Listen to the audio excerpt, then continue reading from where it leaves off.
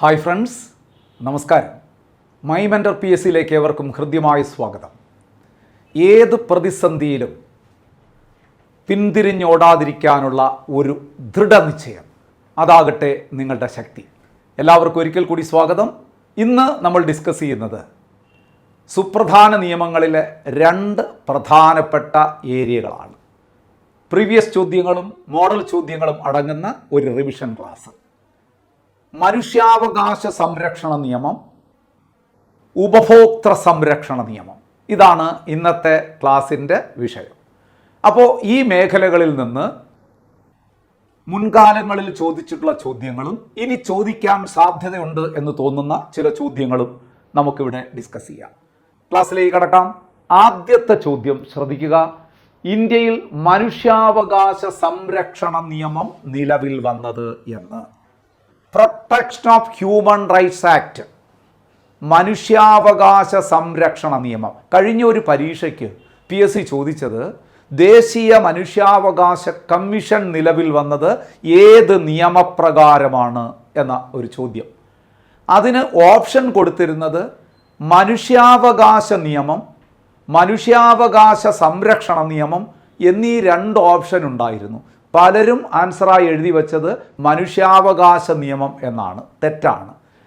ഇന്ത്യയിൽ ദേശീയ മനുഷ്യാവകാശ കമ്മീഷൻ നിലവിൽ വന്നത് മനുഷ്യാവകാശ സംരക്ഷണ നിയമപ്രകാരമാണ്.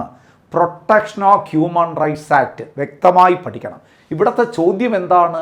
മനുഷ്യാവകാശ സംരക്ഷണ നിയമം നിലവിൽ വന്നതെന്ന്. പാർലമെൻറ്റ് എന്നാണ് മനുഷ്യാവകാശ സംരക്ഷണ നിയമം പാസാക്കി ആ നിയമം നിലവിൽ വന്നത് എന്നാണ് ചോദ്യം.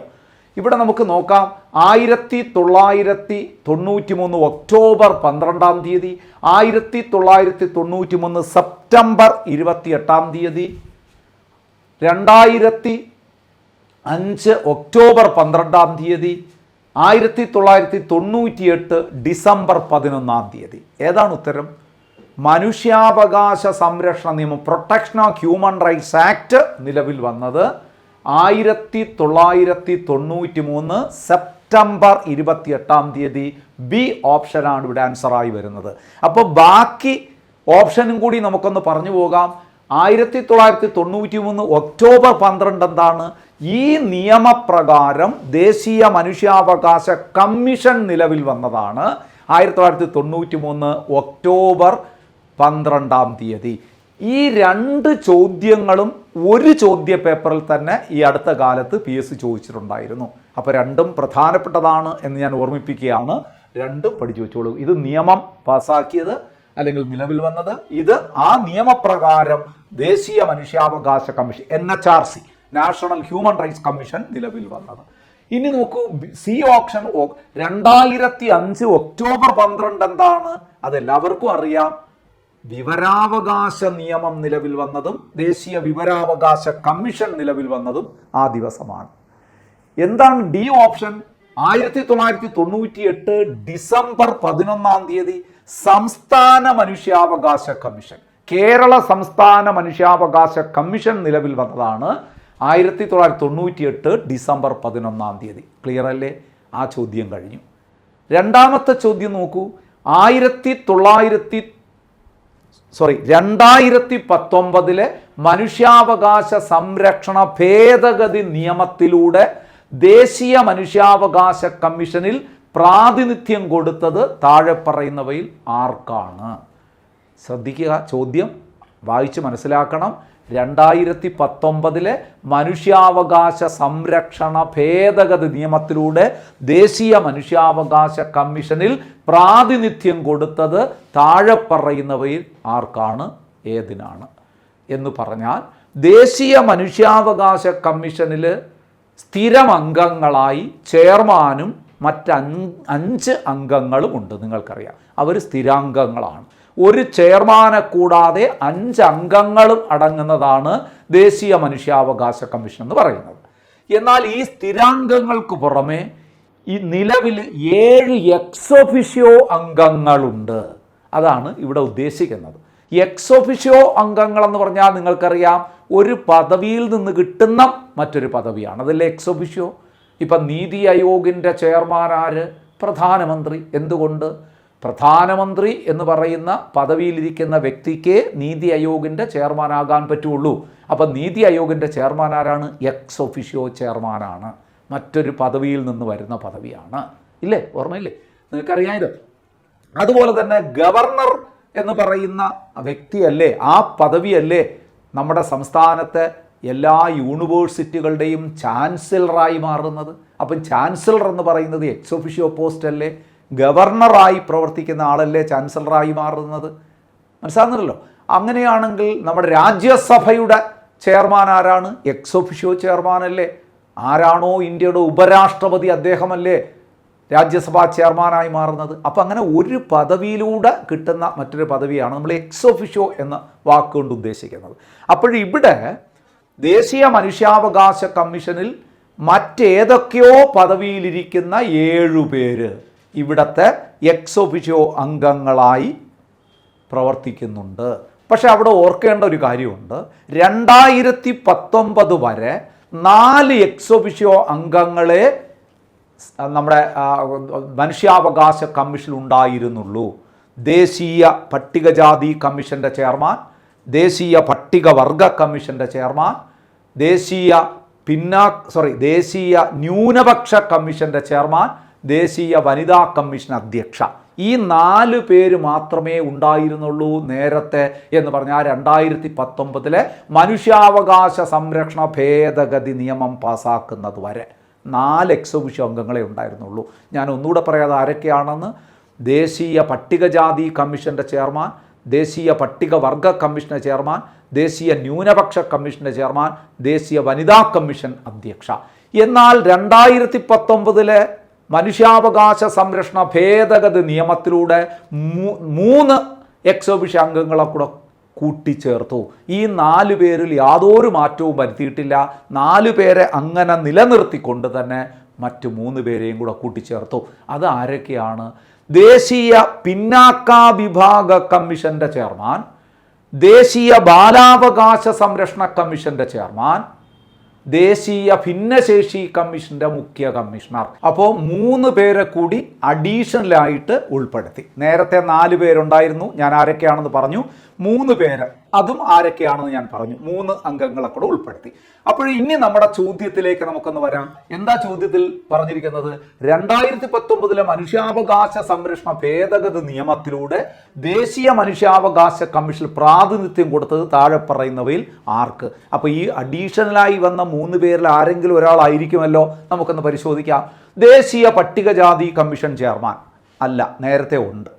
ഇവിടെ അഡീഷണലായിട്ട് ചേർത്തതാണ് ചോദിച്ചിരിക്കുന്നത്. 2019 ഭേദഗതിയിലൂടെ കൂട്ടിച്ചേർത്താണ് ചോദിച്ചത്. അപ്പോൾ ഇത് നേരത്തെ ഉണ്ടായിരുന്നതാണ്. നോക്കൂ, ദേശീയ വനിതാ കമ്മീഷൻ ചെയർപേഴ്സൺ അതുമല്ല, നേരത്തെ ഉണ്ടായിരുന്നയാളാണ്. ബി നോക്കൂ, അടുത്തത് ദേശീയ ബാലാവകാശ സംരക്ഷണ കമ്മീഷൻ ചെയർമാൻ.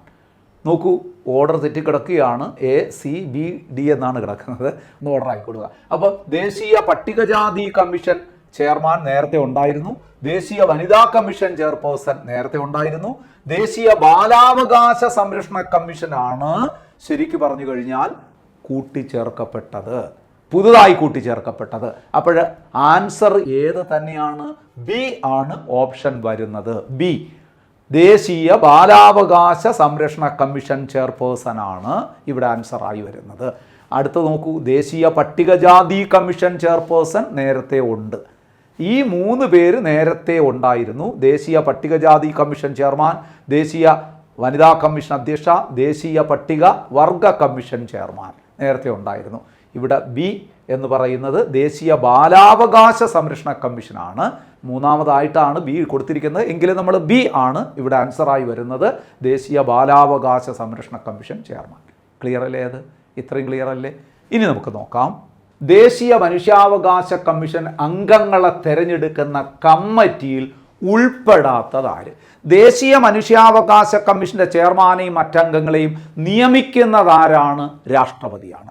പക്ഷെ ഈ അംഗങ്ങളെ നിയമിക്കുന്നത് രാഷ്ട്രപതിയാണെങ്കിലും ഈ അംഗങ്ങളെ തിരഞ്ഞെടുക്കുന്ന അഥവാ ശുപാർശ ചെയ്യുന്ന ഒരു 6 അംഗ കമ്മിറ്റി ഉണ്ട്. 6 അംഗ കമ്മിറ്റിയിൽ അംഗങ്ങളെ തിരഞ്ഞെടുക്കുന്ന കമ്മിറ്റിയിൽ ഉൾപ്പെടാത്തതാരെന്നാണ് ചോദിച്ചത്. ഞാൻ ആ 6 അംഗ കമ്മിറ്റി ആദ്യം പറഞ്ഞിട്ട് ഈ ചോദ്യത്തിലേക്ക് വന്നാൽ നിങ്ങൾക്ക് കൂടുതൽ മനസ്സിലാവും. ഈ 6 അംഗ കമ്മിറ്റിയുടെ ചെയർമാൻ ആരെന്ന് ചോദിച്ചാൽ പ്രധാനമന്ത്രി ഉൾപ്പെടെയാണ് 6 അംഗ കമ്മിറ്റി.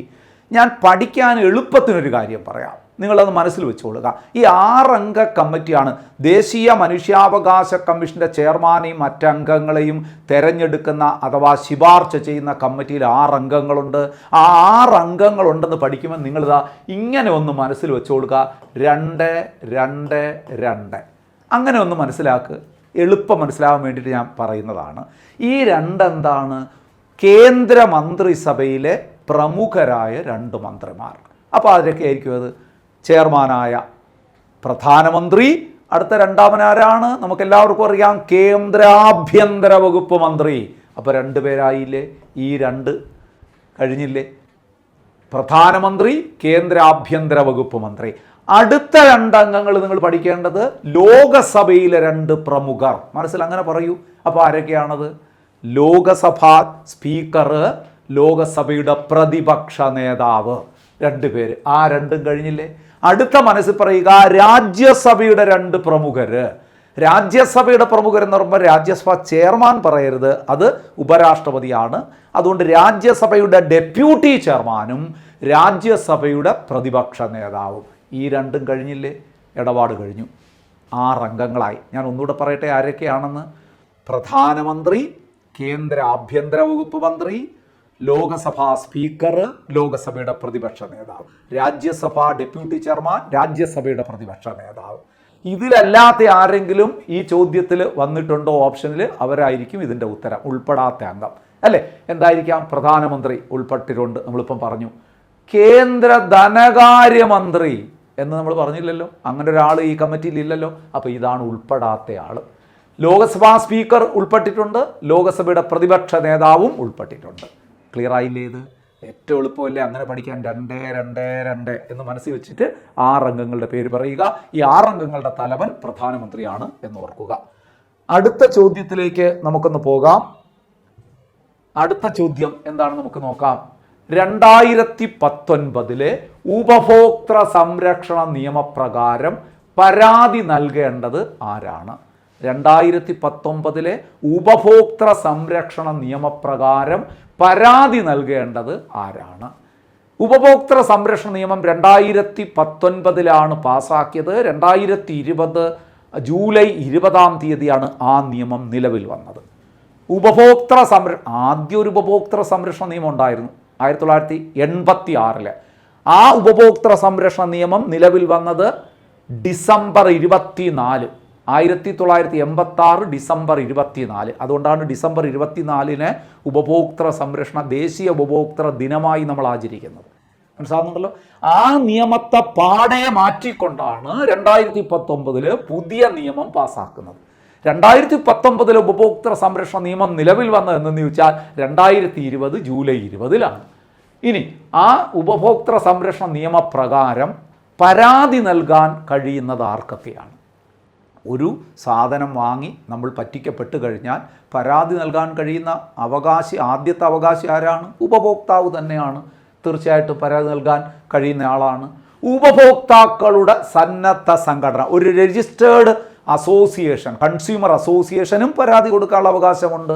തീർച്ചയായിട്ടും സർക്കാരിന് നേരിട്ട് പരാതി കൊടുക്കാം. ഉപഭോക്തൃ സംരക്ഷണ തർക്കപരിഹാര കമ്മീഷനിലൊക്കെ പരാതി കൊടുക്കാനുള്ള അവകാശം കേന്ദ്ര സർക്കാരിനുമുണ്ട്, സംസ്ഥാന സർക്കാരിനുമുണ്ട്. സർക്കാർ തന്നെ പരാതി കൊടുക്കാറുണ്ട്. അടുത്ത നോക്ക്, മുകളിൽ പറഞ്ഞവരെല്ലാം. അപ്പോൾ ഇവർക്കെല്ലാം പരാതി കൊടുക്കാനുള്ള അവകാശമുണ്ട്. അപ്പോൾ DLA ഇവിടെ ആൻസർ. അപ്പോൾ ഉപഭോക്തൃ സംരക്ഷണ നിയമപ്രകാരം പരാതി നൽകാൻ കഴിയുന്നത് ആർക്കൊക്കെ എന്ന് വെച്ചാൽ ഈ 3 പേര് പറഞ്ഞാൽ പോരാ. ഉപഭോക്താക്കൾക്ക് പരാതി നൽകാനുള്ള അവകാശമുണ്ട്, ഗവൺമെൻറ്റിന് നേരിട്ട് പരാതി നൽകാനുള്ള അവകാശമുണ്ട്, അതുപോലെ ഉപഭോക്താക്കളുടെ സന്നദ്ധ സംഘടനയ്ക്ക് പരാതി നൽകാനുള്ള അവകാശമുണ്ട്. ഇനി മരണപ്പെട്ടു പോയ ഒരു ഉപഭോക്താവിൻ്റെ നിയമപരമായ പ്രതിനിധിക്ക്, ലീഗൽ റെപ്രസെൻറ്റേറ്റീവിന് പരാതി നൽകാം. ഒരു സാധനം വാങ്ങിച്ച് ചീറ്റ് ചെയ്യപ്പെട്ടു, പക്ഷേ ആൾ മരിച്ചുപോയി, പക്ഷേ അതിൻ്റെ അനന്തരാവകാശിക്ക് പരാതി നൽകാനുള്ള അവകാശമുണ്ട്. ഇനി മൈനറായ ഒരു ഉപഭോക്താവിന് വേണ്ടി രക്ഷകർത്താവിന് പരാതി നൽകാൻ അവകാശമുണ്ട്. അതുപോലെ തന്നെ ഒരു കൂട്ടം ഉപഭോക്താക്കൾക്ക് വേണ്ടി ഒരാൾക്ക് പരാതി നൽകാനുള്ള അവകാശമുണ്ട്. ഇതൊക്കെ പരാതി നൽകാൻ അവകാശമുള്ള ആൾക്കാരാണ്. ക്ലിയർ അല്ലേ? അപ്പോൾ അടുത്ത ചോദ്യത്തിലേക്ക് നമുക്കൊന്ന് പോകാം. എന്താണ് അടുത്ത ചോദ്യം? നോക്കൂ, ഉപഭോക്തൃ സംരക്ഷണ നിയമം 2019 പ്രകാരം താഴെ പറയുന്നവയിൽ ഉപഭോക്താക്കളുടെ അവകാശങ്ങളിൽ ഉൾപ്പെടാത്തതേത്? ഉപഭോക്തൃ സംരക്ഷണ നിയമം 6 അവകാശങ്ങൾ ഉപഭോക്താക്കൾക്ക് നൽകുകയാണ്. ഏതൊക്കെയാണ്? ശ്രദ്ധിച്ച് കേൾക്കണം. അതായത് സുരക്ഷയ്ക്കുള്ള അവകാശം. ഒരു സാധനം വാങ്ങിയാൽ, സാധനമോ സേവനമോ വാങ്ങിയാൽ ജീവനും സ്വത്തിനും സംരക്ഷണം നൽകിയിരിക്കണം. ആ സാധനം അപകടം ഉണ്ടാക്കരുത്. അങ്ങനെ സുരക്ഷയ്ക്കുള്ള അവകാശം. പിന്നെ അറിയാനുള്ള അവകാശം. ഒരു സാധനം വാങ്ങുമ്പോൾ ആ സാധനത്തെക്കുറിച്ചുള്ള വിവരങ്ങളെല്ലാം അറിഞ്ഞ് വാങ്ങാനുള്ളൊരു അവകാശം നമുക്കുണ്ട്. തിരഞ്ഞെടുക്കാനുള്ള അവകാശം. മൂന്നാമത്തത് റൈറ്റ് ടു ചൂസ്, അല്ലേ? ആദ്യം പറഞ്ഞ് റൈറ്റ് ടു സേഫ്റ്റി, സുരക്ഷയ്ക്കുള്ള അവകാശം. റൈറ്റ് ടു ബി ഹേർഡ്, അല്ലെങ്കിൽ right to know about the product, സാധനങ്ങളെക്കുറിച്ച് അറിയാനുള്ള അവകാശം. 3 റൈറ്റ് ടു ചൂസ്, തിരഞ്ഞെടുക്കാനുള്ള അവകാശമുണ്ട്. റൈറ്റ് ടു ബി ഹേർഡ്, പരാതിപ്പെടാനുള്ള അവകാശം, നമ്മൾ പറയുന്നത് കേൾക്കപ്പെടാനുള്ള അവകാശം, കേൾക്കാനുള്ള അവകാശം. അടുത്ത എന്താണ്? പരാതി പരിഹരിക്കാനുള്ള അവകാശം. റൈറ്റ് ടു സീക്ക് റിഡ്രസൽ, പരാതി പരിഹരിക്കാനുള്ള അവകാശം. അടുത്തത് റൈറ്റ് ടു കൺസ്യൂമർ എഡ്യൂക്കേഷൻ. 6ാമത്തത് ഉപഭോക്തൃ വിദ്യാഭ്യാസത്തിനുള്ള അവകാശം, ഉപഭോക്തൃ ബോധവൽക്കരണത്തിനുള്ള അവകാശം. ഇങ്ങനെ 6 അവകാശങ്ങൾ ഉപഭോക്തൃ സംരക്ഷണ നിയമം ഉപഭോക്താക്കൾക്ക് നൽകുന്നുണ്ട്. ക്ലിയർ അല്ലേ? അപ്പോൾ ഈ 6 അവകാശങ്ങൾ പഠിച്ചിട്ട് ഈ ചോദ്യത്തിലേക്കൊന്ന് വരിക. ഉപഭോക്തൃ സംരക്ഷണ നിയമം 2019 പ്രകാരം താഴെ പറയുന്നവയിൽ ഉപഭോക്താക്കളുടെ അവകാശങ്ങളിൽ പെടാത്തതേത്? തിരഞ്ഞെടുക്കാനുള്ള അവകാശം നമ്മുടെ അവകാശം തന്നെയാണ്. ഉപഭോക്തൃ വിദ്യാഭ്യാസത്തിനുള്ള അവകാശം തീർച്ചയായിട്ടും അവകാശം തന്നെയാണ്. വിലപേശാനുള്ള അവകാശം അത് പറയുന്നില്ല. ഏതെങ്കിലും ഒരു കടയിൽ പോയി സാധനങ്ങൾ വിലപേശുക നമ്മൾ ചെയ്യാറുണ്ട്, പക്ഷേ അത് നമ്മുടെ അവകാശമല്ല. അങ്ങനെ ചെയ്ത് നമ്മളിപ്പോൾ സ്ട്രീറ്റ് ട്രേഡേഴ്സുമായി ബന്ധപ്പെട്ട കാര്യങ്ങളൊക്കെ നമ്മൾ പോയിട്ട് സാധനങ്ങൾ വാങ്ങി വിലപേശിയൊക്കെ തന്നെയാണ് വാങ്ങുന്നത്, പലതും അങ്ങനെയൊക്കെ ചെയ്യാറുണ്ട്. പക്ഷേ അതൊരു ഉപഭോക്താവിൻ്റെ അവകാശത്തിൽപ്പെട്ടതല്ല. വിലപേശാനുള്ള അവകാശം, കേൾക്കാനുള്ള അവകാശം. അതെ, നമ്മൾ പറയുന്നത് ആരെങ്കിലും നമ്മൾ പരാതി പറഞ്ഞാൽ അതാരെങ്കിലും കേട്ടിരിക്കണം, അത് പരിഹരിച്ചു തരണം. ഇതൊക്കെ നമുക്ക് അവകാശങ്ങളിൽ പെട്ടതാണ്. അപ്പോൾ അവകാശത്തിൽ പെടാത്തത് ഇതാണ്, വിലപേശാനുള്ള അവകാശം. സി ആണ് ഇവിടെ ഓപ്ഷനായി വരുന്നത്. നോക്കൂ, നെക്സ്റ്റ് ചോദ്യം എന്താണ് നമുക്കൊന്ന് നോക്കാം. 2019 ഉപഭോക്തൃ സംരക്ഷണ നിയമത്തെക്കുറിച്ചുള്ള ശരിയായ പ്രസ്താവന ഏത്? 2019 ഉപഭോക്തൃ സംരക്ഷണ നിയമത്തെക്കുറിച്ച് ശരിയായ പ്രസ്താവന ഏതാണെന്ന് നമുക്കൊന്ന് പരിശോധിക്കാം. ഉപഭോക്താവിന് ഓൺലൈനായി പരാതി നൽകാം. 2019 ഉപഭോക്തൃ സംരക്ഷണ നിയമത്തിൽ വാസ്തവത്തിൽ ഉൾപ്പെടുത്തിയ പ്രധാനപ്പെട്ട ഒരു കാര്യം ഇതാണ്. ഇ-കോമേഴ്സ്, അതായത് ഓൺലൈൻ വ്യാപാരം എന്ന് ഉൾപ്പെടുത്തിയതുപോലെ തന്നെ പരാതിപ്പെടാനും ഓൺലൈനിലൂടെ അവകാശമുണ്ട്. ഓൺലൈനിലൂടെ പരാതി നൽകാം. ഉപഭോക്താവ് സേവനത്തെ സംബന്ധിച്ചോ സാധനത്തെ സംബന്ധിച്ചോ ഉള്ള പരാതി 3 വർഷത്തിനുള്ളിൽ നൽകേണ്ടതാണ്. ഒരു സാധനം വാങ്ങി സേവനം വാങ്ങിക്കഴിഞ്ഞാൽ അതുമായി ബന്ധപ്പെട്ടുള്ള പരാതി വാങ്ങിയതിന് ശേഷം 3 വർഷത്തിനകം പരാതി നൽകണമെന്നാണ് പറയുന്നത്. ഇത് തെറ്റാണ്. 2 വർഷത്തിനുള്ളിൽ പരാതി നൽകണമെന്നാണ് ഈ നിയമം പറയുന്നത്. ഒരു സാധനമോ സേവനമോ വാങ്ങി നമ്മൾ വഞ്ചിക്കപ്പെട്ടാൽ 2 വർഷത്തിനുള്ളിൽ പരാതി നൽകണം എന്നാണ് ഇതിൽ വച്ചിരിക്കുന്ന പീരിയഡ്. ഇവിടെ 3 വർഷത്തിനുള്ളിൽ എന്ന് പറഞ്ഞുകൊണ്ട് ആ പ്രസ്താവന തെറ്റാണ്. നമുക്ക് വേണ്ടത് ശരിയായ പ്രസ്താവനകളാണ്. അപ്പോൾ 1 ശരി, 2 തെറ്റ്, 3 ഉപഭോക്താവിന് അയാൾ താമസിക്കുന്ന സ്ഥലത്ത് പരാതി നൽകാം. ഈ ഉപഭോക്തൃ സംരക്ഷണ നിയമം പുതിയ നിയമപ്രകാരം ഒരു ഉപഭോക്താവിന് അയാൾ താമസിക്കുന്ന സ്ഥലത്ത് നിന്ന് തന്നെ പരാതി നൽകാം. മറ്റത് അങ്ങനെ ആയിരുന്നില്ല. നമ്മളിപ്പോൾ തിരുവനന്തപുരത്തുള്ള ഒരാൾ ഒരു സാധനം വാങ്ങി മുംബൈയിൽ പോകുന്നു എന്ന് വിചാരിക്കുക. അവിടെ പോയിട്ട് സാധനം ഉപയോഗിച്ചപ്പോഴാണ് അത് ഡിഫക്റ്റീവ് ആയിട്ടുള്ള പ്രോഡക്റ്റ് ആണെന്ന് മനസ്സിലായത്. എന്ന് തിരുവനന്തപുരത്ത് വരുന്നു അപ്പോഴേ പരാതി കൊടുക്കാൻ പറ്റുള്ളായിരുന്നു മുമ്പ്. ഇപ്പോഴങ്ങനെയില്ല. മുംബൈയിൽ ഇരുന്നു കൊണ്ട് തന്നെ പരാതി കൊടുക്കാം. ഓൺലൈനായി പരാതി കൊടുക്കാമെന്നൊക്കെ നമ്മൾ പറഞ്ഞില്ലേ. അതുപോലെ നോക്കൂ, 3 പ്രസ്താവനകളാണ് ഇവിടെ പറഞ്ഞത്. അപ്പോൾ 1 ശരി, 3 ശരി, 2 തെറ്റാണ്. അപ്പോൾ ഇവിടെ നമുക്ക് വേണ്ടത് ശരിയല്ലേ? അപ്പം പ്രസ്താവന 1ഉം 3ഉം 1, 3 ഡി ഓപ്ഷനാണ് ഇവിടെ ആൻസറായി വരുന്നത്. D option. ക്ലിയർ അല്ലേ? അപ്പോൾ അടുത്ത ചോദ്യത്തിലേക്ക് നമുക്കൊന്ന് പോകാം. അടുത്ത ചോദ്യത്തിൽ എന്താ പറയുന്നത് നോക്കൂ. ദേശീയ മനുഷ്യാവകാശ കമ്മീഷനെ സംബന്ധിച്ച് തെറ്റായ പ്രസ്താവന അഥവാ പ്രസ്താവനകൾ, നാഷണൽ ഹ്യൂമൻ റൈറ്റ്സ് കമ്മീഷനെ കുറിച്ചുള്ള തെറ്റായ പ്രസ്താവനയാണ് ഇവിടെ വേണ്ടത്. വിരമിച്ച സുപ്രീം കോടതി ചീഫ് ജസ്റ്റിസിന് മാത്രമേ കമ്മീഷന്റെ അധ്യക്ഷനാകാൻ കഴിയുകയുള്ളൂ. തെറ്റല്ലേ അത്? അത് മുമ്പ് 2019 മുമ്പ് ഇങ്ങനെ ഒരു പോസ്റ്റ് ഈ വ്യക്തിക്ക് മാത്രം റിസർവ് ചെയ്ത് വെച്ചിട്ടുണ്ടായിരുന്നു, retired chief justice of supreme കോടതി. ഇപ്പോഴങ്ങനെയല്ല. ഇപ്പം ദേശീയ മനുഷ്യാവകാശ കമ്മീഷൻ്റെ ചെയർമാനായി ആർക്കൊക്കെ അതിനുള്ള അർഹതയുണ്ട് ചെയർമാനാകാൻ?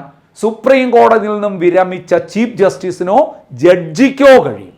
സുപ്രീം കോടതിയിൽ നിന്ന് വിരമിച്ച ചീഫ് ജസ്റ്റിസിനോ ജഡ്ജിക്കോ ദേശീയ മനുഷ്യാവകാശ കമ്മീഷന്റെ ചെയർമാനായി മാറാൻ കഴിയും. അപ്പോൾ ആദ്യത്തെ പ്രസ്താവന തെറ്റല്ലേ? നമുക്ക് വേണ്ടത് തെറ്റായ പ്രസ്താവനയാണ്. അപ്പോൾ അത് വേണം. ഒരു സ്റ്റാറ്റ്യൂട്ടറി സ്ഥാപനമാണ്, അത് ശരിയാണ്. ദേശീയ മനുഷ്യാവകാശ കമ്മീഷൻ ഒരു സ്റ്റാറ്റ്യൂട്ടറി സ്ഥാപനം തന്നെയാണ്. നോക്കൂ, ചെയർമാന് പുറമെ 5 അംഗങ്ങളുണ്ട്. ശരിയാണ്, അതും ശരിയാണ്. ആദ്യ വനിതാ അംഗം ഫാത്തിമ ബീബി ആയിരുന്നു. ശരിയാണ്. അപ്പം 2, 3, 4 ശരി, 1 മാത്രമാണ് തെറ്റ്. നമുക്ക് വേണ്ടത് തെറ്റാണ്.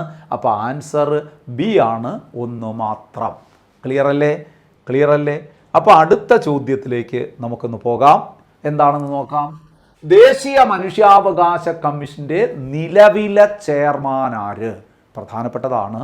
ദേശീയ മനുഷ്യാവകാശ കമ്മീഷൻ നിലവിലെ ചെയർമാൻ രാമസുബ്രഹ്മണ്യൻ. നമുക്കറിയാം രാമസുബ്രഹ്മണ്യൻ. ഇവിടെയൊക്കെ ആരാണെന്നും കൂടെ ഒന്ന് പറഞ്ഞു പോകാം നമുക്ക്. രംഗനാഥ മിശ്ര പ്രഥമ ചെയർമാൻ, എം.എൻ. വെങ്കടചെല്ലയ്യ രണ്ടാമത്തെ ചെയർമാൻ, KG ബാലകൃഷ്ണൻ ദേശീയ മനുഷ്യാവകാശ കമ്മീഷന്റെ ചെയർമാനായ ആദ്യ മലയാളി, ഏറ്റവും കൂടുതൽ കാലം ചെയർമാനായി പ്രവർത്തിച്ച വ്യക്തി. ഇത്രയും കാര്യങ്ങൾ ഇവിടെ ഓർക്കണം. ഇനി ഒരു പ്രീവിയസ് ചോദ്യം കൂടെ നിങ്ങളെ ഓർമ്മിപ്പിക്കാൻ ഞാൻ ആഗ്രഹിക്കുന്നു. ഈ അടുത്ത കാലത്ത് ചോദിച്ചതാണ്, അത് വല്ലാത്തൊരു കുരുക്ക് ചോദ്യമായിരുന്നു. താഴെ പറയുന്നവരിൽ ദേശീയ മനുഷ്യാവകാശ കമ്മീഷന്റെ ചെയർമാൻ പദവി വഹിച്ചിട്ടില്ലാത്തവര്? നോക്കൂ, താഴെ പറയുന്നവരിൽ ദേശീയ മനുഷ്യാവകാശ കമ്മീഷന്റെ ചെയർമാൻ പദവി വഹിച്ചിട്ടില്ലാത്തതാര്? എന്തായാലും അതിൻ്റെ ഉത്തരം ഞാൻ പറയുന്നില്ല, കാരണം അത് ഇനി ചോദിച്ചാൽ ആ വ്യക്തി ആയിരിക്കില്ല വരുന്നത്. അപ്പം നമ്മളിവിടെ പഠിക്കേണ്ട എന്താണെന്ന് അറിയാമോ? ദേശീയ മനുഷ്യാവകാശ കമ്മീഷന്റെ ചെയർമാൻമാർ ആരൊക്കെയാണെന്ന് ഒന്ന് മനസ്സിലിട്ടേക്കണം. ഞാൻ ഓർഡറായിട്ടൊന്ന് പറയാം. ഇപ്പോഴത്തെ ആൾ എത്രാമത്തെ ആളാണ്? 9ാമത്തെ ചെയർമാനാണ്. ശരിക്കും പറഞ്ഞാൽ ഇതിന് തൊട്ടു മുമ്പ് ഒരു ആക്ടിംഗ് ചെയർപേഴ്സൺ കൂടെ ഉണ്ടായിരുന്നു, അത് ഒഴിവാക്കിയാണ് ഞാൻ പറയുന്നത്. 9ാമത്തെ ചെയർമാൻ. നമുക്ക് ആ 9 പേരുടെ പേര് ഓർഡറായിട്ടൊന്ന് മനസ്സിലിടാൻ ശ്രമിച്ചാൽ ഇത്തരം ചോദ്യങ്ങൾ ആവർത്തിച്ച് കഴിഞ്ഞാൽ നിങ്ങൾക്ക് ബുദ്ധിമുട്ടുണ്ടാകില്ല. ഞാൻ പറയട്ടെ, നോക്കൂ. രംഗനാഥ മിശ്ര, ഒന്നാമത്തത് Ranganatha Mishra. 2 എം.എൻ. Venkatachaliah. 3 JS Varma. 4 AS Anand. 5 S Rajendra Babu. 6 KG Balakrishnan. 5 HL ദത്തു. അടുത്തത് 7 HL ദത്തു. 8 അരുൺകുമാർ മിശ്ര. അരുൺകുമാർ മിശ്രയ്ക്ക് ശേഷം ഒരു ആക്ടിംഗ് പ്രസിഡന്റ് വന്നു. അത് മനുഷ്യാവകാശ കമ്മീഷന് നിലവിലെ വനിതാ അംഗമായി പ്രവർത്തിക്കുന്ന ആരാണ്? വിജയഭാരതി സയാനി. അതിനുശേഷം ഇപ്പോഴത്തെ ആള് രാമസുബ്രഹ്മണ്യൻ. ആ ഓർഡർ മനസ്സിലുണ്ടാകണം നിങ്ങൾക്ക്. കാരണം താഴെ പറയുന്നവരിൽ മനുഷ്യാവകാശ കമ്മീഷന്റെ ചെയർമാൻ പദവി വഹിച്ചിട്ടില്ലാത്ത ആരെന്ന് ചോദിച്ചാൽ ഈ പറഞ്ഞ ഒരു 9 ആൾക്കാരുടെ പേരിൽ പെടാത്ത ആരെങ്കിലും വരികയാണെങ്കിൽ അതായിരിക്കും ഉത്തരം. ക്ലിയർ അല്ലേ? എളുപ്പമല്ലേ? അത് മനസ്സിലാക്കി വെച്ചോളുക. അടുത്ത ചോദ്യത്തിലേക്ക് നമുക്കൊന്ന് പോകാം. അടുത്തെന്താ പറയുന്നത്? ദേശീയ മനുഷ്യാവകാശ കമ്മീഷനെ സംബന്ധിച്ച് താഴെ പറയുന്നവയിൽ ഏതൊക്കെയാണ് ശരിയല്ലാത്തത്? ശരിയല്ലാത്ത പ്രസ്താവനയാണ് നമുക്ക് വേണ്ടത്. പാർലമെന്റിലെ നിയമപ്രകാരമാണ് NHRCയെ നിയമിച്ചിരിക്കുന്നത്. ശരിയല്ലേ? പാർലമെന്റിലെ ഏത് നിയമം? പാർലമെന്റ് പാസാക്കിയ ദേശീയ മനുഷ്യാവകാശ സംരക്ഷണ നിയമം 1993. അപ്പം അത് ശരിയല്ലേ? ആ നിയമപ്രകാരമാണ് മനുഷ്യാവകാശ കമ്മീഷൻ നിയമിച്ചിരിക്കുന്നത്?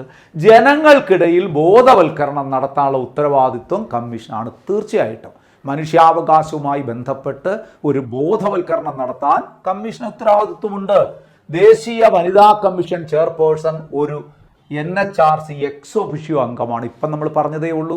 തീർച്ചയായിട്ടും മനുഷ്യാവകാശ കമ്മീഷൻ്റെ 7 എക്സ് ഒഫിഷ്യോ അംഗങ്ങളിൽ ഒരാൾ വനിതാ കമ്മീഷൻ അധ്യക്ഷ തന്നെയാണ്. അതും ശരിയാണ്. ഇന്ത്യൻ സുപ്രീം കോടതി ചീഫ് ജസ്റ്റിസുമായി കൂടിയാലോചിച്ച് രാഷ്ട്രപതി NHRC അംഗങ്ങളെ നിയമിക്കുന്നു. തെറ്റല്ലേ? സുപ്രീം കോടതി ചീഫ് ജസ്റ്റിസുമായി കൂടിയാലോചിച്ചൊന്നുമല്ല. രാഷ്ട്രപതിക്ക് ഒരു 6 അംഗ സമിതി ഒരു റിപ്പോർട്ട് കൊടുക്കും, അല്ലെങ്കിൽ ഒരു ലിസ്റ്റ് കൊടുക്കും. ആ ലിസ്റ്റിന്റെ അടിസ്ഥാനത്തിലാണ് രാഷ്ട്രപതി ഈ അംഗങ്ങളെ നിയമിക്കുന്നത്. ആ 6 അംഗങ്ങൾ നമ്മൾ നേരത്തെ പഠിച്ചു. പ്രധാനമന്ത്രി ചെയർമാനായ 6 അംഗ സമിതിയാണ് പ്രധാനമന്ത്രി, ആഭ്യന്തര വകുപ്പ് മന്ത്രി, ലോക്സഭാ സ്പീക്കർ, ലോക്സഭയുടെ പ്രതിപക്ഷ നേതാവ്, രാജ്യസഭാ ഡെപ്യൂട്ടി ചെയർമാൻ, രാജ്യസഭയുടെ പ്രതിപക്ഷ നേതാവ്. അവരൊക്കെ ആണ് തിരഞ്ഞെടുക്കുന്നത്. അല്ലാതെ അവിടെ ചീഫ് ജസ്റ്റിസിന് പ്രത്യേകിച്ച് റോളൊന്നുമില്ല. അപ്പോൾ അത് തെറ്റാണ്. നമുക്ക് വേണ്ടത് ഏതൊക്കെയാണ് ശരിയല്ലാത്തത്? ഒരെണ്ണം മാത്രമേ ശരിയല്ലാതെയുള്ളൂ, 4 മാത്രം. അപ്പോൾ D ഓപ്ഷനാണ് ഇവിടെ ഉത്തരമായി വരുന്നത്. ക്ലിയർ അല്ലേ? അപ്പോൾ അടുത്ത ചോദ്യം എന്താണെന്ന് നമുക്ക് നോക്കാം. നോക്കൂ, ദേശീയ മനുഷ്യാവകാശ കമ്മീഷൻ ചെയർമാൻ്റെയും മെമ്പർമാരുടെയും കാലാവധി. ദേശീയ മനുഷ്യാവകാശ കമ്മീഷൻ്റെ ചെയർമാൻ്റെയും മെമ്പർമാരുടെയും കാലാവധി ഒരു സംശയവും വേണ്ട, ആദ്യത്തെ ഓപ്ഷൻ തന്നെയാണ് ആൻസർ. 3 വർഷമോ അംഗങ്ങൾക്ക് 70 വയസ്സോ. ഇത് തെറ്റിപ്പോകരുത്. 5 വർഷം ആയിരുന്നു നേരത്തെ, എന്നാലും ഇതല്ലായിരുന്നു. 5 വർഷമോ 70 വയസ്സോ തന്നെ ആയിരുന്നു നേരത്തെ, ഭേദഗതിക്ക് മുമ്പ് 2019 മുമ്പ്. എന്നാൽ ഇപ്പോൾ അത് എത്രയായി മാറി? 3 വർഷമോ അംഗങ്ങൾക്ക് 70 വയസ്സോ. ഏതാണ് ആദ്യം വരുന്നത്? ഇത് തന്നെയാണ് സംസ്ഥാന മനുഷ്യാവകാശ കമ്മീഷൻ്റെയും കാലാവധി. ഒന്ന് ഓർത്ത് വെച്ചോളൂ. അപ്പോൾ ആ തെറ്റി പറയരുത്. 5 വർഷമോ 65 വയസ്സോ അല്ല കാലാവധി, 3 വർഷമോ അംഗങ്ങൾക്ക് 70 വയസ്സോ ആണ്. ക്ലിയർ അല്ലേ? അപ്പോൾ അടുത്ത ചോദ്യത്തിലേക്ക് നമുക്കൊന്ന് പോകാം. എന്താണ് നോക്കാം. ദേശീയ മനുഷ്യാവകാശ കമ്മീഷനുമായി ബന്ധപ്പെട്ട ശരിയായ പ്രസ്താവന അഥവാ പ്രസ്താവനകളേവ. ഒരു പൊതുപ്രവർത്തകൻ മനുഷ്യാവകാശ ലംഘനം നടത്തിയാലോ മനുഷ്യാവകാശ ലംഘനം തടയുന്നതിൽ വീഴ്ച വരുത്തുകയോ ചെയ്താൽ അതിനെക്കുറിച്ച് അന്വേഷിക്കുക. തീർച്ചയായിട്ടും അത് മനുഷ്യാവകാശ കമ്മീഷൻ്റെ ഒരു ഡ്യൂട്ടി തന്നെയാണ്.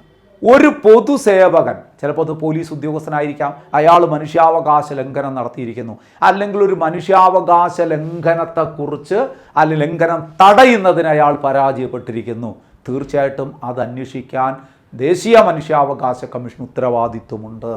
അപ്പോൾ ഒരു പൊതുപ്രവർത്തകൻ മനുഷ്യാവകാശ ലംഘനം നടത്തിയാലോ മനുഷ്യാവകാശ ലംഘനം തടയുന്നതിൽ പരാജയപ്പെട്ടാലോ അത് അന്വേഷിക്കാനുള്ള ഉത്തരവാദിത്വം ദേശീയ മനുഷ്യാവകാശ കമ്മീഷന് ഉണ്ട് എന്നാണ് ഇവിടെ പറയുന്നത്. അത് ശരിയായ പ്രസ്താവനയാണ്. നമുക്ക് വേണ്ടത് ശരി, അപ്പോൾ അത് വേണം. 2, മനുഷ്യാവകാശ ലംഘനം നടത്തിയവരെ ശിക്ഷിക്കുക. തെറ്റ്. ശിക്ഷിക്കാനുള്ള അധികാരം ഹ്യൂമൻ റൈറ്റ്സ് കമ്മീഷന് ഇല്ല. മനുഷ്യാവകാശ കമ്മീഷന് ശിക്ഷ റെക്കമെൻഡ് ചെയ്യാനുള്ള അവകാശമേ ഉള്ളൂ, അല്ലാതെ ഒരു വ്യക്തിയെ ശിക്ഷിക്കാനുള്ള അവകാശമില്ല. അപ്പോൾ അത് തെറ്റാണ്. 3, ജയിലുകളിലും തടങ്കൽ സ്ഥലങ്ങളിലും സന്ദർശനം നടത്തി അന്തേവാസികളുടെ ജീവിത സാഹചര്യങ്ങൾ പഠിച്ച് റിപ്പോർട്ട് ചെയ്യുക. അതൊരു പ്രധാനപ്പെട്ട ചുമതലയാണ്. ദേശീയ മനുഷ്യാവകാശ കമ്മീഷൻ്റെ പ്രധാനപ്പെട്ട ചുമതലയാണ്. ജയിലുകളിൽ, അതുപോലെ തന്നെ മറ്റ് ഡിറ്റൻഷൻ സെൻ്ററുകളുണ്ടല്ലോ, തടങ്കൽ പാളയങ്ങൾ, അവിടെയൊക്കെയുള്ള ജനങ്ങളുടെ ബുദ്ധിമുട്ടുകളും തടവുകാരുടെ ബുദ്ധിമുട്ടുകളും ഒക്കെ പഠിച്ച് റിപ്പോർട്ട് ചെയ്യുക ഈ കമ്മീഷൻ്റെ ഉത്തരവാദിത്വമാണ്. മനുഷ്യാവകാശ സാക്ഷരത ജനങ്ങൾക്കിടയിൽ പ്രചരിപ്പിക്കുക, ജനങ്ങൾക്കിടയിൽ മനുഷ്യാവകാശത്തിൻ്റെ ബോധം വളർത്തിയെടുക്കുക. തീർച്ചയായിട്ടും ഇത് കമ്മീഷൻ്റെ ഉത്തരവാദിത്വമാണ്. അപ്പോൾ ഇവിടെ ഒരൊറ്റ പോയിൻ്റേ ഉള്ളൂ കമ്മീഷനുമായി ബന്ധപ്പെട്ട് തെറ്റായ പ്രസ്താവന. അതേതാണ്? മനുഷ്യാവകാശ ലംഘനം നടത്തിയവരെ ശിക്ഷിക്കുക. അതിന് കമ്മീഷൻ അവകാശമില്ല. അപ്പോൾ അത് നമുക്ക് വേണ്ടത് ശരിയായ പ്രസ്താവനയാണ്. അപ്പോൾ 1, 3, 4 1, 3, 4 D ഓപ്ഷനാണ് ഇവിടെ ആൻസറായി വരുന്നത്. ഓക്കെ അല്ലേ? അപ്പോൾ അടുത്ത ചോദ്യത്തിലേക്ക് പോകാം. നോക്കാം അടുത്ത ചോദ്യം എന്താണെന്ന്. കാർഷിക വനോൽപ്പന്നങ്ങളുടെ ഗുണനിലവാരം ഉറപ്പാക്കുന്ന മുദ്ര ഏത്? കാർഷിക വനോൽപ്പന്നങ്ങളുടെ ഗുണനിലവാരം ഉറപ്പാക്കുന്ന മുദ്ര ISO ആണോ, BIS ആണോ, BIS ആണോ, അഗ്മാർക്കാണോ FPO ആണോ? ഒരു സംശയം വേണ്ട, ഇത് നിങ്ങൾക്ക് എല്ലാവർക്കും അറിയാവുന്നതിനാണ് എൻ്റെ വിശ്വാസം. അഗ്മാർക്ക് തന്നെയാണ് ഇവിടെ ഉത്തരം. അഗ്മാർക്ക് എന്ന് പറഞ്ഞാൽ അഗ്രികൾച്ചർ മാർക്കറ്റിങ്ങിൻ്റെ ഷോർട്ട് ഫോമാണ്. കാർഷിക വനോൽപ്പന്നങ്ങളുടെ ഗുണമേന്മ ഉറപ്പാക്കുന്ന മുദ്രയാണ് അഗ്മാർക്ക്. ബാക്കി മൂന്നും കൂടെ ഒന്ന് പറയാമോ? ISO എന്ന് പറഞ്ഞാൽ എന്താണ്? International organisation for standardisation.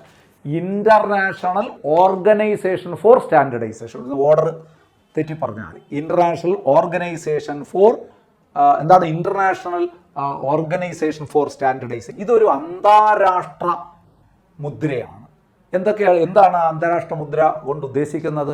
അതായത് സേവനങ്ങൾ പ്രദാനം ചെയ്യുന്ന ചില സ്ഥാപനങ്ങളുണ്ടല്ലോ, ബാങ്കുകൾ, ആശുപത്രികൾ തുടങ്ങി സേവനം പ്രദാനം ചെയ്യുന്ന സ്ഥാപനങ്ങളുടെ പ്രവർത്തന മികവ് ഉറപ്പുവരുത്തുന്ന, അതിൽ സർട്ടിഫൈ ചെയ്യുന്ന ഒരു മുദ്രയാണ് ഏത്? ഒരു അന്താരാഷ്ട്ര മുദ്രയാണ് ISO മുദ്ര. നിങ്ങൾ കണ്ടിട്ടുണ്ട് പല സ്ഥാപനങ്ങളും ഈ ഒരു ISO സർട്ടിഫിക്കറ്റ് ഫ്രെയിം ചെയ്തൊക്കെ സ്ഥാപനത്തിന് മുമ്പിൽ തൂക്കിയിരിക്കുന്നത് കണ്ടിട്ടുണ്ട്. അവരുടെ വിശ്വാസ്യതയുടെ അളവുകോലായിട്ട് അത് കണക്കാക്കപ്പെടും. അതാണ്. അപ്പം BIS എന്താണ്? ബ്യൂറോ ഓഫ് ഇന്ത്യൻ സ്റ്റാൻഡേർഡ് എന്ന് പറയുന്നത്. അതായത് സ്വർണ്ണാഭരണങ്ങളുടെ ഗുണമേന്മ ഉറപ്പാക്കുന്ന മുദ്രയാണ് bureau of Indian standard, BIS എന്ന് പറയുന്നത്. അങ്ങനെയാണ് FPO എന്താണ്? Food product order. പച്ചക്കറികളുടെയും പഴവർഗ്ഗങ്ങളുടെയും ഗുണമേന്മ ഉറപ്പാക്കുന്ന മുദ്രയാണ് FPO. മനസ്സിലാവുന്നല്ലോ. അപ്പം നമ്മൾ ISI മുദ്ര എന്നൊക്കെ നമ്മൾ സ്ഥിരം പറയുന്നത്, ഇതിനകത്ത് ഓപ്ഷൻ ഇല്ല എങ്കിലും അതുകൂടെ ഓർമ്മിച്ചോളുക. വ്യാവസായിക ഉൽപ്പന്നങ്ങളുടെ ഗുണമേന്മ ഉറപ്പാക്കുന്ന മുദ്രയാണ് ഇന്ത്യൻ സ്റ്റാൻഡേർഡ് ഇൻസ്റ്റിറ്റ്യൂട്ട് എന്ന ISI മുദ്ര. ISI മുദ്ര അതൊക്കെ ഒന്ന് ഓർത്തോളൂ, ഇതിലേതെങ്കിലുമൊക്കെ പരീക്ഷയ്ക്ക് ചോദിക്കാം. അപ്പോൾ അടുത്ത ചോദ്യത്തിലേക്ക് പോകാം. നമുക്ക് നോക്കാം എന്താണ് ഇവിടെ വരുന്നത്. താഴെ പറയുന്നവയിൽ ശരിയേത്? ഇനി പറയുന്നതിൽ എന്താണ് ശരിയെന്ന് നോക്കാം. കേന്ദ്ര ഉപഭോക്തൃ സംരക്ഷണ അതോറിറ്റി നിലവിൽ വന്നത് 2020 ജൂലൈ 24 കേന്ദ്ര ഉപഭോക്തൃ സംരക്ഷണ അതോറിറ്റി, CCPA എന്ന് പറയും, സെൻട്രൽ കൺസ്യൂമർ പ്രൊട്ടക്ഷൻ അതോറിറ്റി. 2019 ഉപഭോക്തൃ സംരക്ഷണ നിയമപ്രകാരം നിലവിൽ വരുന്ന ഒരു പ്രധാനപ്പെട്ട സ്ഥാപനമാണ് അല്ലെങ്കിൽ പ്രധാനപ്പെട്ട സംരംഭമാണ് CCPA, central consumer protection authority. എന്ന് പറഞ്ഞാൽ എന്താണെന്ന് അറിയൂ? അതായത് ഉപഭോക്തൃ മേഖലയിലെ ഒരു പരമോന്നതമായ അതോറിറ്റിയാണ്. എന്ന് പറഞ്ഞാൽ ഉപഭോക്താക്കൾ അവരുടെ അവകാശ ലംഘനങ്ങൾ സംഭവിക്കുമ്പോൾ പരാതിപ്പെടുന്ന സ്ഥലമല്ല, അതിന് വേറെ സംവിധാനങ്ങളുണ്ട്. ഞാൻ ഒരു ഉപമ പറയാം, അപ്പോൾ നിങ്ങൾക്ക് മനസ്സിലാവും. ഇപ്പം ബാങ്കിങ് മേഖലകളിൽ RBI പോലെ, സ്റ്റോക്ക് എക്സ്ചേഞ്ച് മേഖലയിൽ SEBI പോലെ, ഉപഭോക്തൃ മേഖലയിൽ CCPA, അതിനകത്തെല്ലാം ഉണ്ട്. ഇപ്പം ബാങ്കിങ് മേഖലയിൽ RBI എന്താണ്? Reserve bank of India. നമ്മൾ അക്കൗണ്ടൊക്കെ തുടങ്ങാൻ റിസർവ് ബാങ്ക് ഓഫ് ഇന്ത്യയിൽ പോകില്ലല്ലോ. എന്നാൽ നമ്മുടെ രാജ്യത്തെ സാമ്പത്തിക സംവിധാനങ്ങളിലെല്ലാം വലിയ നിയന്ത്രണങ്ങൾ കൊണ്ടുവരാൻ അധികാരമുള്ളത് RBI അല്ലേ? എന്ന് പറഞ്ഞതുപോലെ ഉപഭോക്താക്കളുടെ അവകാശ ലംഘനങ്ങളെക്കുറിച്ച് നമ്മൾ നേരിട്ട് പരാതിപ്പെടുന്ന സ്ഥലമല്ല. പക്ഷേ ഉപഭോക്തൃ മേഖല ശുദ്ധീകരിക്കാൻ വേണ്ടിയിട്ട് ഉപഭോക്തൃ മേഖലയിൽ പ്രവർത്തനങ്ങൾ വളരെ ഫെയറായി നടത്തുന്നതിന് വേണ്ടിയിട്ട് വലിയ ഉത്തരവാദിത്തത്തോടെ പ്രവർത്തിക്കുന്ന ഏറ്റവും പരമോന്നതമായ ഒരു സംവിധാനമാണ് CCPA, central consumer protection authority, കേന്ദ്ര ഉപഭോക്തൃ സംരക്ഷണ അതോറിറ്റി. 2020 ജൂലൈ 24 തന്നെയാണ് നിലവിൽ വന്നത്. ശരിയാണ്, നമുക്ക് ശരിയാണ് വേണ്ടത്, അത് വേണം. ഇനി നോക്കൂ, കഴിഞ്ഞ പരീക്ഷയ്ക്ക് ഇതെല്ലാം OMR ചോദ്യങ്ങൾ പോലെ നിങ്ങൾ പഠിച്ചു വയ്ക്കണം. നോക്കൂ, 1800 11 4000 1800 11 4000 നാഷണൽ കൺസ്യൂമർ ഹെൽപ്പ് ലൈൻ നമ്പറാണ്. ശരിയാണ്, national consumer help line number. കഴിഞ്ഞ ഒരു ചോദ്യ പേപ്പറിൽ ഒരു OMR ചോദ്യമായിട്ട് ചോദിച്ചു, national consumer help line number ഏത്? ഇത് ശരി തന്നെയാണ്, ഇത് തന്നെയാണ്. അടുത്ത നോക്ക്, 1800 425 1550 കേരള കൺസ്യൂമർ ഹെൽപ്പ് ലൈൻ നമ്പറാണ്. അതും ശരിയാണ്. ഇത് രണ്ടും പഠിക്കണേ. നമ്മുടെ national consumer help line number ഇതാണ് 1800 11 4000. ഇവിടെ 1800 425 1550 കേരള കൺസ്യൂമർ ഹെൽപ്പ് ലൈൻ നമ്പറാണ്. പഠിക്കണം, അതും ശരിയാണ്. അപ്പോൾ 3 ശരി. 4 നോക്കുക, ജില്ലാ ഉപഭോക്തൃ തർക്ക പരിഹാര കമ്മീഷനിൽ 50 ലക്ഷം വരെയുള്ള നഷ്ടപരിഹാരത്തിനായി പരാതി സമർപ്പിക്കാവുന്നതാണ്. ജില്ലാ ഉപഭോക്തൃ തർക്ക പരിഹാര കമ്മീഷനിൽ എത്ര 50 ലക്ഷം രൂപ വരെയുള്ള നഷ്ടപരിഹാരത്തിന് പരാതി സമർപ്പിക്കാവുന്നതാണ്. ശരിയല്ലേ? അതും ശരിയാണ്. കാരണം നിങ്ങൾക്കറിയാം, ഉപഭോക്താക്കളുടെ പരാതികൾ പരിഹരിക്കുന്നതിനായി ഇന്ത്യയിൽ ത്രിതല സംവിധാനമാണ് നിലവിലുള്ളത്. ജില്ലാ ഉപഭോക്തൃ തർക്ക പരിഹാര കമ്മീഷൻ, സംസ്ഥാന ഉപഭോക്തൃ തർക്ക പരിഹാര കമ്മീഷൻ, ദേശീയ ഉപഭോക്തൃ തർക്ക പരിഹാര commission, district consumer dispute redressal commission, state consumer dispute redressal commission, national consumer dispute redressal commission. ഇതിൽ 50 ലക്ഷം രൂപ വരെയുള്ള നഷ്ടപരിഹാരത്തിനാണ് നമ്മൾ ജില്ലാ ഉപഭോക്തൃ തർക്ക പരിഹാര കമ്മീഷനിൽ പോകുന്നത്. 50 ലക്ഷത്തിന് മുകളിൽ 2 കോടി രൂപ വരെയുള്ള നഷ്ടപരിഹാരത്തിനാണ് സംസ്ഥാന ഉപഭോക്തൃ തർക്ക പരിഹാര കമ്മീഷനിൽ നമ്മൾ പരാതിയുമായി പോകുന്നത്. 2 കോടിക്ക് മുകളിൽ നഷ്ടപരിഹാരത്തിനാണ് നാഷണൽ ദേശീയ ഉപഭോക്തൃ തർക്ക പരിഹാര കമ്മീഷനിൽ നമ്മൾ പോകുന്നത്. അതുകൂടി പഠിച്ചോളൂ. അപ്പോൾ ഇവിടെ എല്ലാ പ്രസ്താവനകളും ശരിയാണ്. ഡി ഓപ്ഷനാണ് എല്ലാം ശരിയാണ് എന്നതാണ് ഇതിൻ്റെ ആൻസർ. അപ്പോൾ നെക്സ്റ്റ് ചോദ്യം എന്താണെന്ന് നമുക്കൊന്ന് പരിശോധിക്കാം. നോക്കാം. അടുത്ത ചോദ്യം, ജില്ലാ ഉപഭോക്തൃ തർക്ക പരിഹാര കമ്മീഷനിൽ നൽകിയ പരാതിയിലെ വിധിയിൽ തൃപ്തിയില്ലെങ്കിൽ എത്ര ദിവസത്തിനകമാണ് സംസ്ഥാന ഉപഭോക്തൃ തർക്ക പരിഹാര കമ്മീഷനിൽ പോകാൻ കഴിയുന്നത്, അപ്പീൽ കൊടുക്കാൻ കഴിയുന്നത്? ഇപ്പം ഞാൻ ജില്ലാ ഉപഭോക്തൃ തർക്ക പരിഹാര കമ്മീഷനിൽ ഒരു പരാതി പോയി, അവിടെ എനിക്ക് അനുകൂലമായ വിധി അല്ല വന്നത് എന്ന് വിചാരിക്കുക. ആ വിധിയിൽ ഞാൻ തൃപ്തനല്ല. എനിക്കൊരു ഓപ്ഷനുണ്ട്, അടുത്ത ഓപ്ഷനുണ്ട്, സംസ്ഥാന ഉപഭോക്തൃ തർക്ക പരിഹാര കമ്മീഷനിൽ പോകാം. നോക്കൂ, ഇത് എനിക്ക് മാത്രമല്ല, ഞാൻ ആർക്കെതിരാണോ പരാതി കൊടുത്തത് അയാൾക്കും പോകാം. അയാൾക്ക് പ്രതികൂലമായി, എനിക്ക് അനുകൂലമായി വിധി വന്നാൽ അയാൾക്കും പോകാം. ഇങ്ങനെ എവിടെ പോകാം? സംസ്ഥാന ഉപഭോക്തൃ തർക്ക പരിഹാര കമ്മീഷനിൽ പോകാം. എത്ര ദിവസത്തിനൊക്കെ പോകാം? ജില്ലാ ഉപഭോക്തൃ തർക്ക പരിഹാര കമ്മീഷനിൽ നിന്ന് വിധി വന്നതിന് ശേഷം 45 ദിവസത്തിനകം സംസ്ഥാന ഉപഭോക്തൃ തർക്ക പരിഹാര കമ്മീഷനിൽ പരാതി പോകാം.